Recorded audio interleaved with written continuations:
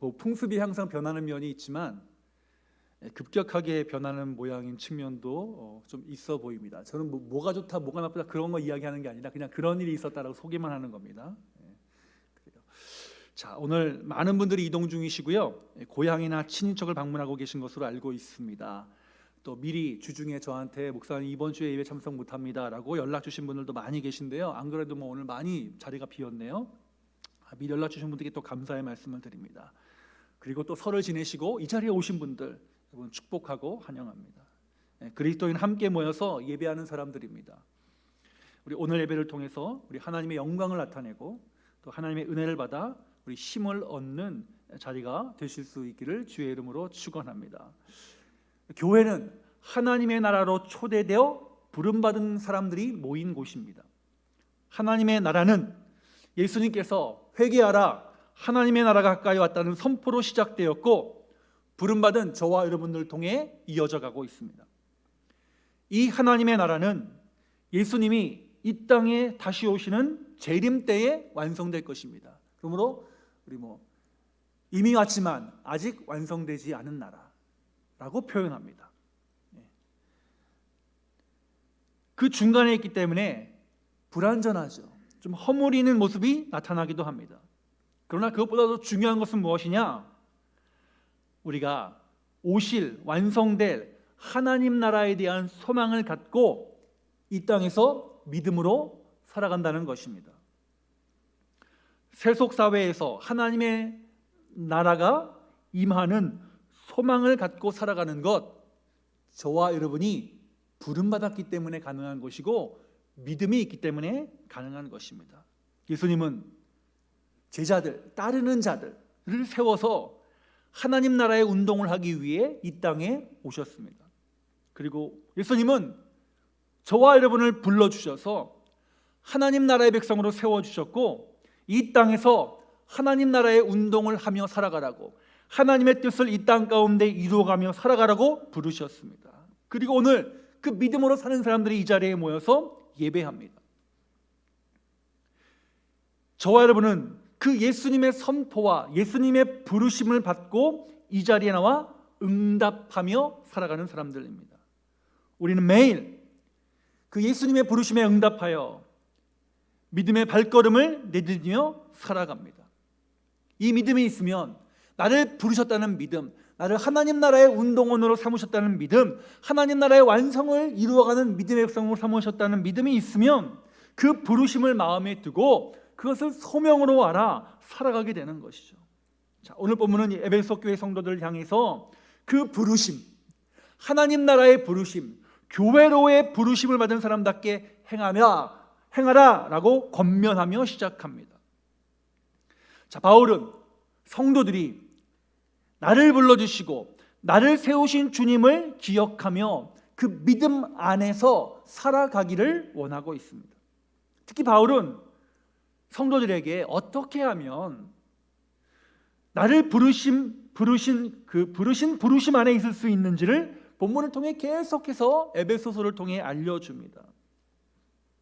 어떻게 살아가야 되는지, 성도는 어떤 사람인지, 어떻게 살아가야 되는지, 교회는 어떤 곳인지, 교회에서 어떻게 살아가야 되는지를 계속해서 말씀하고 있죠. 그 부르심.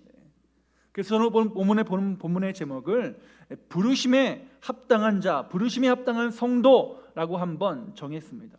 자, 4장 1절에 그러므로 주 안에 갇힌 내가 너희를 권하노니 너희가 부르심을 받은 일에 합당하게 행하여. 자기가 이제 없으니까 남겨져 있는 성도들을 향해서 우리 부르심에 좀 합당하게 살아가자라고 권면하고 있는 것이죠. 그러면 하나님의 부르심을 받고 합당하게 살아가는 성도는 어떤 사람들인가? 어떤 모습을 보이며 살아가고 있는 사람들인가? 어떻게 하나님 나라를 만들어가고 있는가? 오늘 본문을 통해 잠시 함께 은혜를 나누고자 합니다. 우리 먼저 첫 번째, 하나님의 부르심에 따라 살아가는 믿음의 성도들은 무엇보다 성령이 하나 되게 하신 것을 힘써 지키며 살아가는 성도인 줄로 믿습니다. 하나님이 우리를 부르신 것, 믿음 안에서 하나가 되어 하나님의 나라를 이 땅에 만들어가라는 것입니다. 하나님의 나라를 만들어갈 때 수많은 방해와 영적인 도전이 있지만, 그러나 성경은 우리들에게 하나님께서 가르쳐 주신 방법대로 하나됨을 힘써 지켜 나가라고 하십니다. 이 시대 우리에게 필요한 것, 교회 안에 필요한 것, 믿음 안에서 먼저 하나가 되는 것입니다. 믿음으로 하나가 되는 것입니다. 예수 그리스도를 믿는 믿음 안에서 하나가 되었기 때문에 또 예배하고 있는 것이죠. 교회를 이루고 있는 것이죠. 자, 바울은 에베소 교회뿐만 아니라 이 에베소서는 에베소뿐만이 아니라 그 지역 주변, 지금의 터키 지역, 터키 서남부 지역, 터키 서부 지역을 모든 성도들 회람용으로 보낸 서신이기 때문에 그 성도들이 늘 성령 안에 살아갈 때 특별히 무엇보다 우리가 하나 됐으면 좋겠다라는 마음을 계속해서 편지를 통해 알리고 말을 통해 알립니다. 왜요? 성령께서 하시는 중요한 일 가운데 하나가 뭐예요? 하나 되게 하는 것이기 때문입니다. 즉 이 말은 하나 되는 말은 뭐예요? 너희가 성령의 은혜에 붙들려 있는 부르심을 받은 성도로 세워져라.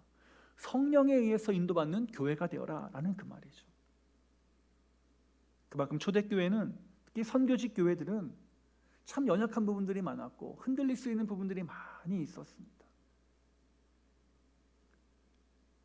하나님 나라를 만들어가는 하나 되는 책임을 맡은 교회가 흔들리는 것, 별로 좋은 모습은 아니, 영적인 도전이잖아요. 특히 영적으로 바로 서지 못하고, 초대교회다 보니까 여러 가지 어려운 면들이 있었고 힘든 면들이 있었겠죠. 그래서 이리저리로 흔들리고 하나가 되지 못하는 것, 문제거리였습니다. 자, 에베소 교회는 바울이 2년이 넘는 기간, 2년 6개월 동안 목회를 하고 서원도 세우고 우리 시국을 하면 제자 훈련도 하고 열심히 가르치고 예배도 드리고 했는 곳이었음에도 불구하고 다른 주장을 가지고 교회로 들어오는 사람들을 구분하고 구별해내는 것이 그렇게 쉽지 않았습니다. 그것 때문에 결국 교회가 하나 되지 못하고 흔들렸습니다. 오늘에 연결시키자면 세상의 주장과 세상의 말을 교회 안으로 갖고 들어와서 앞장 세우는 것들이 많았다는 거죠. 세상에는 자신의 입장에 따라 수많은 생각과 수많은 주장이 있습니다. 특별히 다원화된 사회 가운데서 제가 늘 말씀드리잖아요. 틀린 말 하는 사람은 아무도 없습니다. 그런데 문제는 뭐예요? 그것을 믿음의 필터로 걸러내지 못하고 이것이 맞나 보다 하고 해서 교회도 이렇게 된다, 교회도 이렇게 된다. 세상의 주장을 교회를 갖고 와서 교회가 세상과 같아져야 된다고 말하는 건 뭐예요? 이미 영적으로 흔들리고 하나 되지 못하고 영적으로 무너지기 시작한 것입니다. 하나 되지 못하게 하는 악한 것이죠. 자, 그러기 위해서 성경은 뭐라고 표현하느냐? 그래서 예방하기 위해서 먼저 잘못된 신앙과 가르침으로부터 벗어나서 성령을 의지하여 하나가 되라고 말씀하십니다. 성령을 의지하여 하나가 되라. 이 시대도 교회를 혼란하게 만드는 일들이 얼마나 많이 일어납니까? 불건전한 영의 세력들이 얼마나 많은지 모릅니다. 우리가 잘 모르거나 혹시나 잘 알고 있다 하더라도 거짓 가르침이라는 것은 뭐예요? 그 특성상 우리가 속기 쉬워요. 그러기에 우리 모두 하나님의 부르심을 기억하면서 복음과 말씀 위에 서기 위해 늘 성령 하나님을 의지하는 자리에 있어야 하는 거죠. 어떤 소리를 들을 때, 어떤 생각이 들 때 성령님이 이것이 하나님의 뜻과 맞는 것입니까? 하나님이라면 어떻게 하시겠습니까? 내가 말해야 되고 내가 행동해야 되고 내가 결정해야 될 때 하나님이라면 내 생각과 내 행동과 내 결정을 기뻐하시는 것입니까?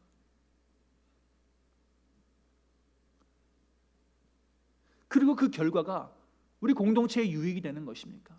나만 유익하게 하는 것입니까? 공동체도 유익한 것입니까? 혹시 나만 생각하는 것이 아닙니까? 다른 사람들은 생각하는 것이 아니지 않습니까?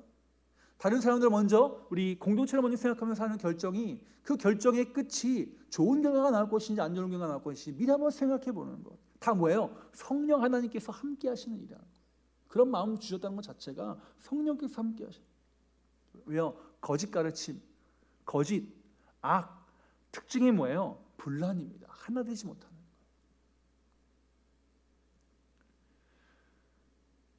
거짓 가르침은 하나님의 부르심을 자기들이 만들어낸 이상한 것으로 속여서 바꾸어 버립니다.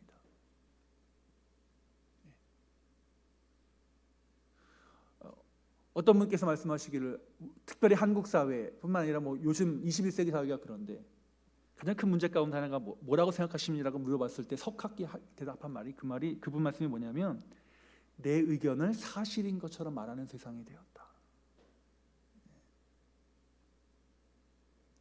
모두가 다 사실이라고, 모두가 진리라고 말하는 세상이 되었다. 내 의견일 뿐인데. 그런데 어떤 사람들은 뭐예요? 그거 듣고 그것을 믿는 거예요. 그런 분들이 있어요. 어딜 가나 그런 사람들은 다 있습니다. 양극단의 10% 사람들이 있고 또 중간 사람들이 있고 또 가운데 있는 사람들이 다 그렇잖아요. 세상 누가 말하면 내 의견을 사실인 양 믿고 그것이 가운데 있다고 생각해요.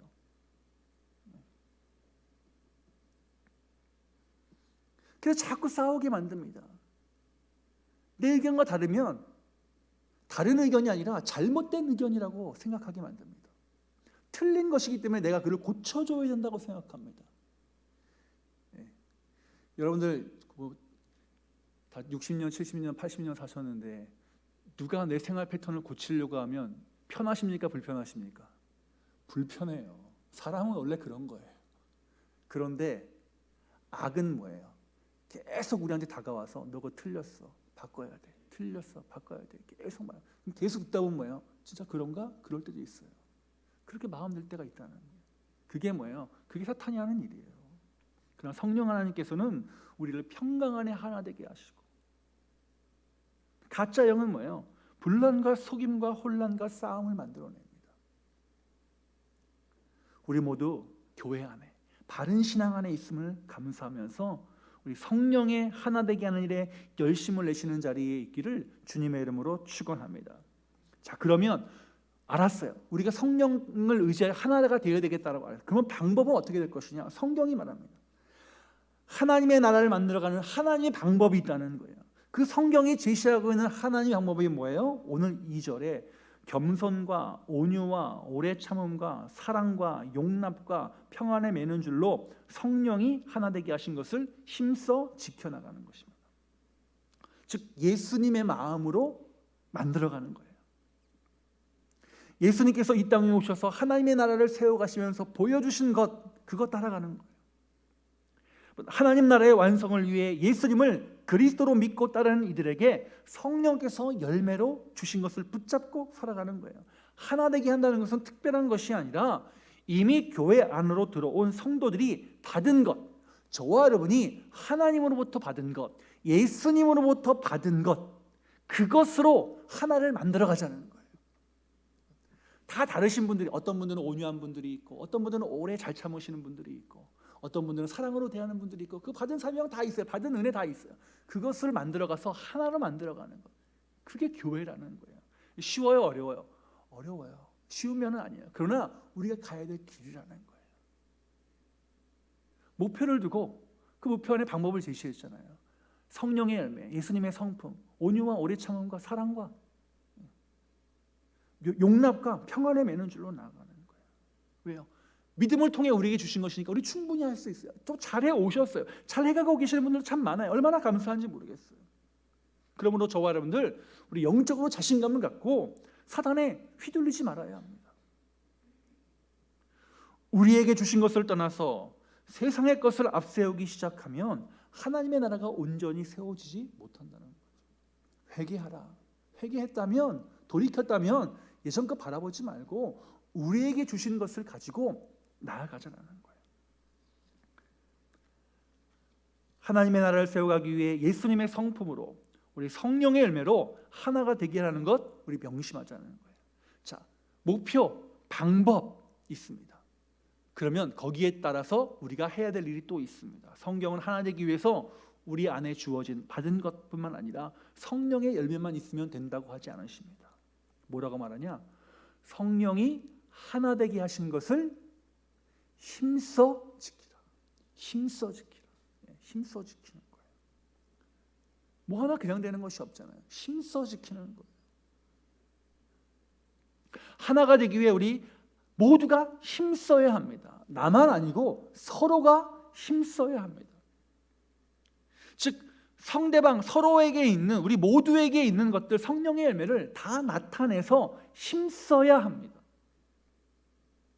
모든 겸손과 온유와 오래 참음과 사랑 안에서 서로 용납하는 일에 서로 힘써야 합니다.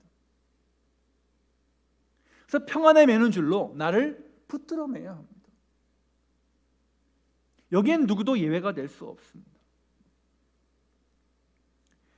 이 자리에 모인 모두가 힘써서 우리 모든 겸손과 온유로 하나 되게 하는 일에 열심을 내실 수 있는 저와 여러분들이 되실 수 있기를 주의 이름으로 축원합니다.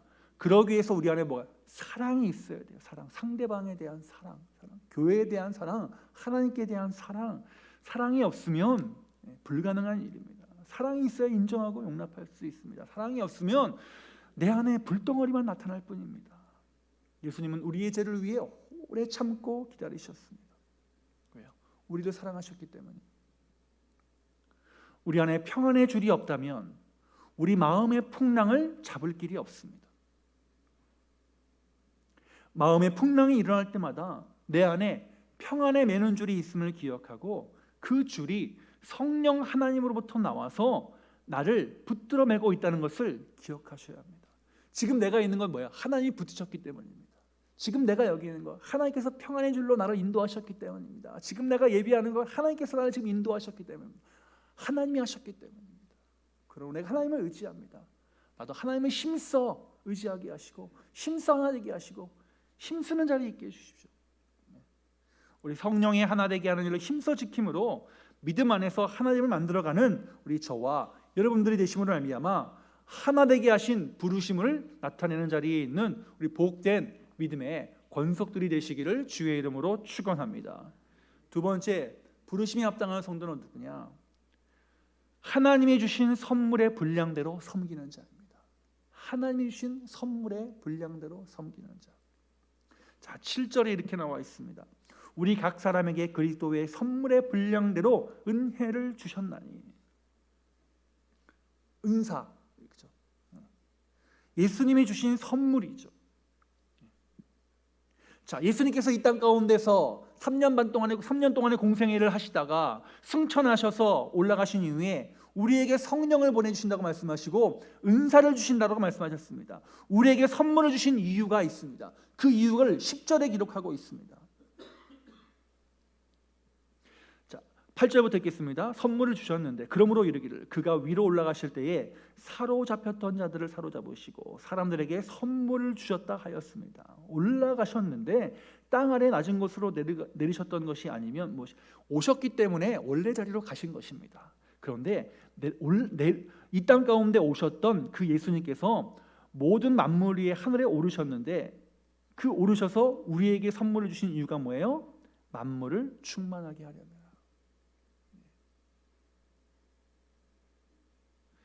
예수님이 이 땅 가운데 오신 이유가 무엇입니까? 만물을 충만하게 하려 하십니다. 예수님이 하늘에 올라가시면서 우리에게 선물을 주셨는데 선물을 주신 이유가 무엇입니까? 우리도 예수님처럼 만물을 충만하게 하기 위함이야 라고 말씀하고 있습니다. 일그러지고 아파하고 풍랑이 있는 세상에 우리를 보내줘서 주신 선물이 뭐예요? 선물의 목적이 뭐예요? 이 땅을 충만하게 하고 풍성하게 만들라는 거예요. 자, 창세기에서 하나님께서 우리를 만드신 이후에 생육하고 번성하라, 땅에 충만하라. 동일한 말씀이에요. 우리를 왜 이 땅 가운데 보내셨습니까? 충만하게. 그 충만이라는 것은 내가 잘 살아서 충만하다는 게 아니에요. 함께 이 땅에 하나님의 나라를 편만하게, 즉 모든 것에 다 퍼지게 만들어가라는 거예요. 충만하라는 거예요. 부르심에 합당한 자의 모습은 은사를 주신 예수님의 계획대로 사용하는 것입니다.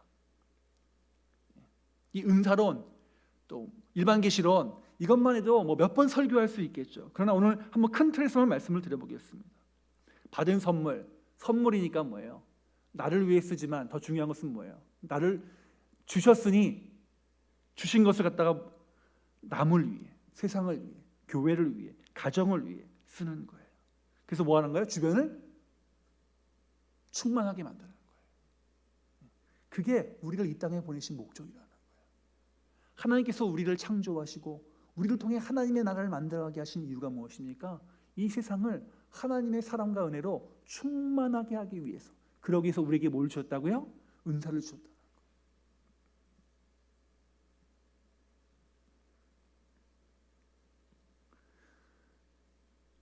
요새 뭐 선한 영향력 그렇게 이야기하잖아요.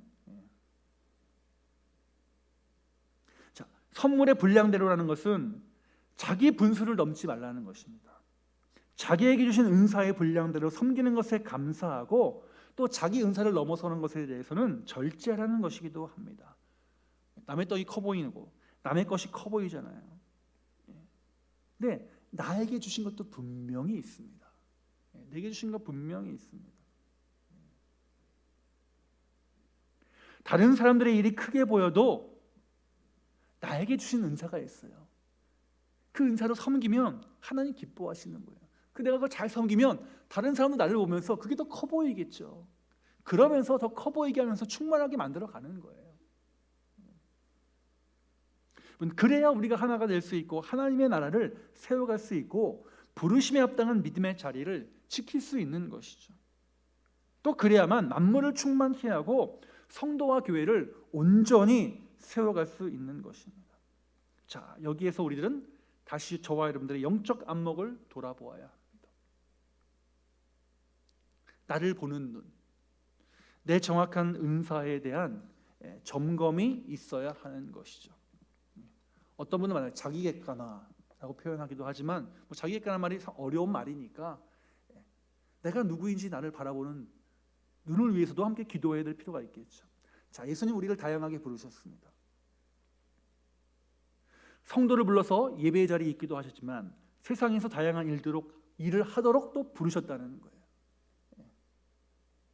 그래서 하나님의 부르심이라는 단어는 제가 늘 강조하지만 교회와 세상을 구별짓지 않습니다.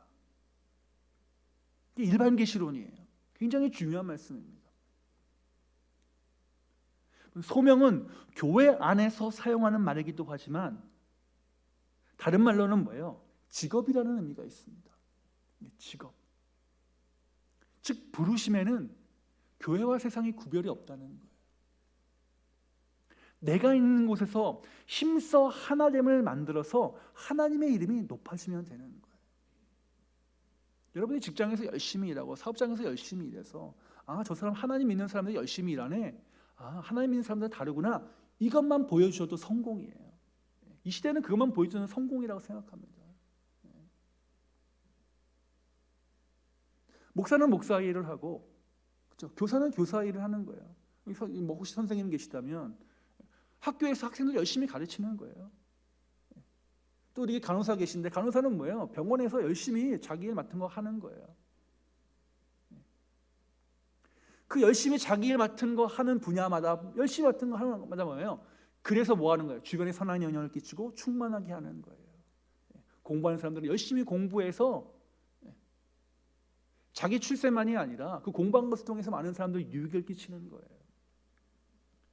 그런 원리 가운데 제가 아프면 어디 가라고요? 병원 가라는 이유가 거기 있는 겁니다. 이게 일반 계시론과 연결되는 거예요. 여러분 열심히 일하셔서 돈을 버시면 그거 갖고 우리 가족들 먹이기 위해서 어디 가세요? 시장 가시잖아요. 뭐 사기 위해서 시장 가잖아요. 똑같은 거예요. 아프면 병원 가는 거예요.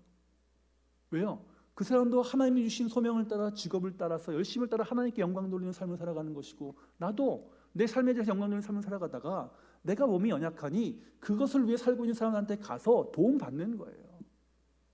그런 뭐예요? 서로 충만해지는 거예요.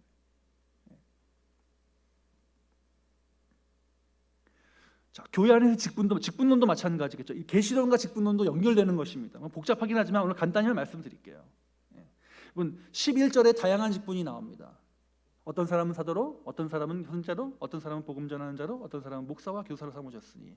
근데 다양한 이름들이 나오지만 한 명에 관한 거예요. 오늘날로 말하면 목사의 직임 가운데 하나라는 거예요. 이것만 빼고도 다른 거에 많은 직분들이 또 있겠죠. 다양한 직분으로 많은 은사를 선물로 주시고 다양한 직분으로 봉사하게 하십니다. 근데 다양한 직분을 주신 목적은 분명합니다. 12절에 나와 있는 거예요. 먼저 성도를 어떻게 하는 거예요? 온전하게 하는 거예요.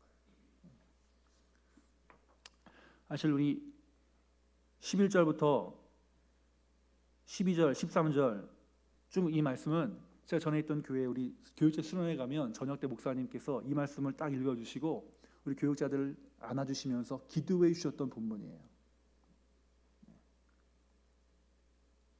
우리가 왜 있냐? 성도를 온전하게 세우기 위함이다. 목회자만 아니에요. 여기 앉아 계신 분 모두가. 왜요? 그게 소명이에요. 성도를 온전하게 하는 것. 성도를 온전하게 하는 것. 저와 여러분 스스로가 내가 온전하게 되고 내 주변의 사람들을 온전하게 세우는 것. 그것이 하나님께서 여러분에게 주신 소명이라는 거예요. 그래서 권사님이면 권사의 소명이 무엇입니까? 권사가 뭐 하는 사람이에요? 권면하는 사람이에요. 낭망한 사람을 권면하는 사람. 권하여 교회에 함께하도록 만드는 사람이에요. 집사는 뭐 하는 사람이에요? 우리 사도행전에 왜 집사를 세웠어요? 사도들이 사람들을 섬기는 게 너무너무 바쁘니까 교회를 위하여 일할 일꾼을 세운 거 아니에요. 받은 소명대로 자기에게 주신 은사대로 섬기도록 집사를 주신 교회를 섬기는 직분이에요. 일하도록 섬기는 직분. 그래서 뭐 하는 거예요? 교회를 온전하게 하고 성도를 온전하게 세워가는 거예요. 그리고 온전하게 한다는 측면은 뭐예요? 지금만 온전한 게 아니라 계속해서 진행형이라는 거예요. 앞으로도 계속해서 만들어가는 거예요. 자, 두 번째는 뭐예요? 봉사의 일을 하게 합니다. 봉사의 일을 하게 합니다. 선물을 은사로 받은 자들은 가만히 있는 것이 아니라 봉사의 일을 하기 위해서 주신 것임을 기억해야 합니다. 이것을 통해서 부르심이 합당한 사람으로 성장하라는 거예요. 내 일이 아니라 봉사입니다. 우리 자리에서 봉사할 일들이 많이 있습니다. 부르심에 합당한 섬김이 봉사임을 기억하면서 우리 모두가 우리 작은 일이라도 교회 안에 다양한 봉사의 일이나 있는 곳에 좋은 일이 있으면 함께 참여해 주시기를 바랍니다. 자, 시간이 많이 갔어요. 세 번째는 뭐예요?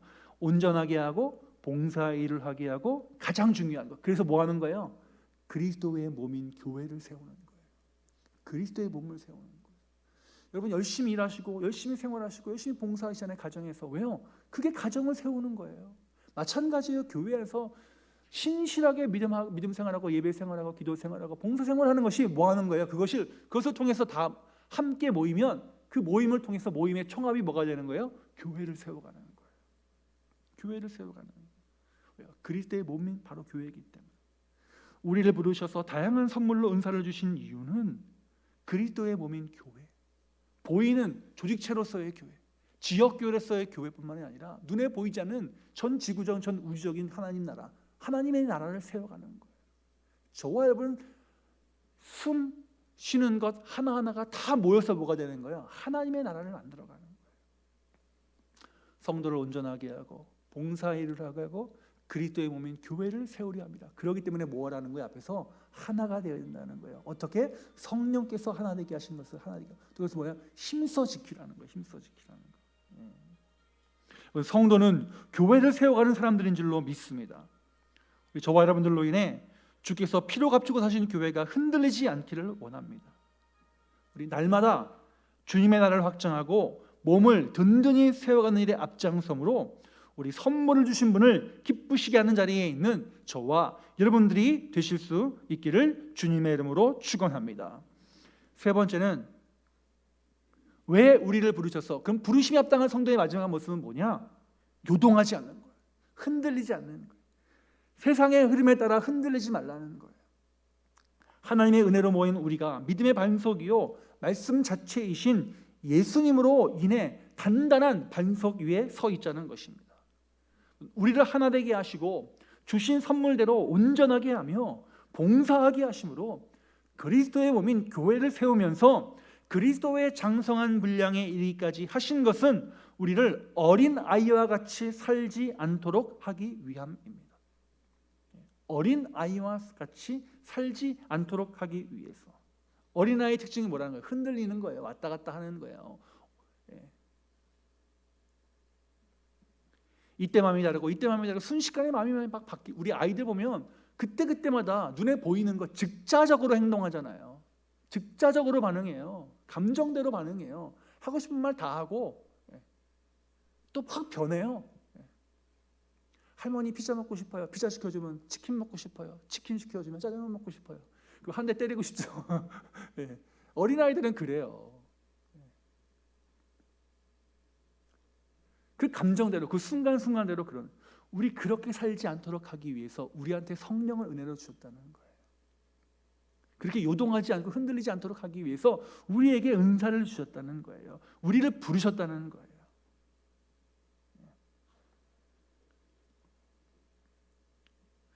왔다 갔다 중심이 없는 어린아이 같은 성도에게 사단은 집중적으로 공격하죠. 요동하도록 만듭니다. 자, 부르심을 받은 성도는 이 상황에서 뭐 하는 사람이에요?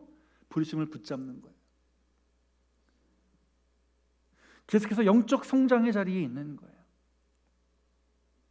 우리를 그의 백성으로 부르기 위해 친히 육신이 되어 이 땅에 오신 예수님을 믿는 사람들로 예수님 붙잡는 자리, 십자가의 은혜를 붙잡는 자리에 있는 거예요. 이 땅에 오셔서 하나님의 나라를 선포하시며 세상의 폭력으로 십자가에 달리신 그 사랑의 주님을 붙잡는 거예요. 또 본문에 보니까 간사한 유혹에 빠져 세상의 온갖 교훈의 풍조에 밀려 흔들리지 말자라는 거예요. 우리가 믿는 하나님은 눈에 보이지 아니하시는 영이십니다. 그러나 세상이 만들어내는 그들만의 신들은 화려한 모습으로 다가옵니다. 또 온갖 것을 약속하며 환상을 심어줍니다.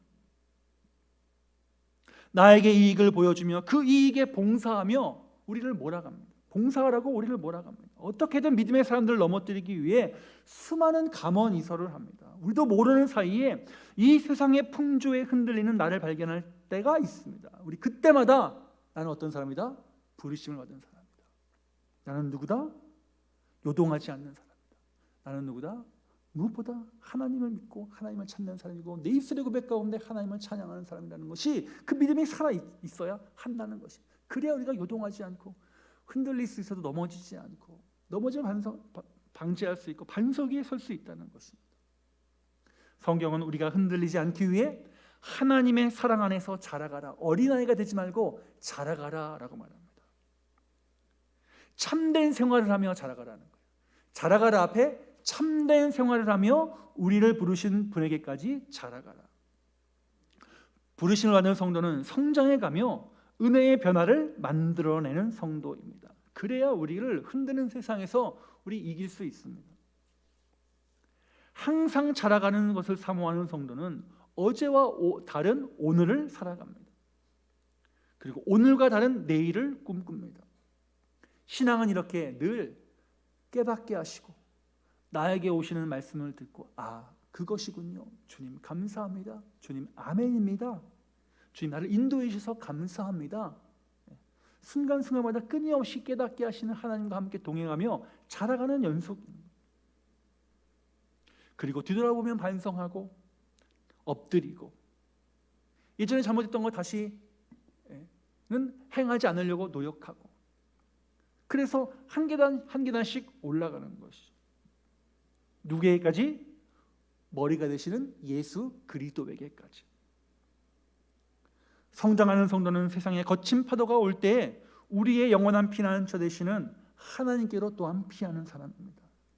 하나님께로 피하는, 요동하지 않는 자의 특징이 뭐야? 하나님께로 피하는 자. 하나님께로 피하는 자. 예수님의 모습을 기억하면서 묵묵히 하나님의 부르심을 따라 자기 자신의 자리를 잘 지키는 사람. 하나님께로 피하며 자리를 지키는 자.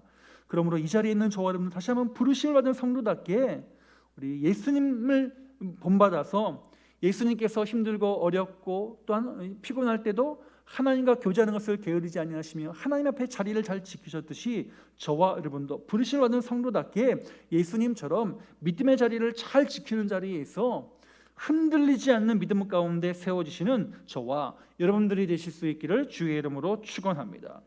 자, 우리는 부르심을 받았습니다. 그래서 교회라고 부릅니다. 저는 한 명 한 명의 교회입니다. 세상에 살아갈 때나 또 건물로서 예배당에 와서 예배 드릴 때나 우리는 다 교회로 부르셨습니다. 자, 부름받은 사람들이 어떻게 살아가야 되냐? 오늘 성경이 말합니다. 성령께서 하나 되게 하신 것을 힘써 지키라. 그리고 우리 모두에게 각 사람에게 선물의 분량대로 은사를 주셨으니 그것을 가지고 우리 주변을 충만하게 하라.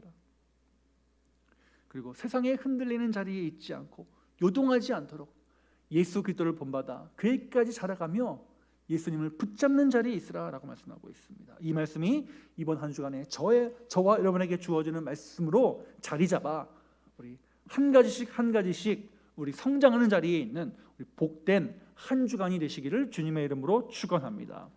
주님 감사합니다. 선한 목자 되셔서 우리를 인도하시고 우리를 만들어 가시는 주님, 우리를 부르셨기에 그 믿음의 자리에 있습니다. 날마다 부르심이 합당한 자리에 있게 하심을 감사합니다. 그러기 위해서 성령이 하나 되게 계신 것을 힘써 지키게 하시고 각자 주신 선물의 분량, 은사의 분량대로 섬기게 하심으로 하나님을 영화롭게 하시고 충만하게 하시고 또 내가 있는 그곳에서 흔들리지 아니하며 예수 그리스도와 함께 살아가는 우리 복된 믿음의 권속들 되게 하여 주옵소서. 감사드리며 우리 주 예수 그리스도의 이름으로 기도합니다.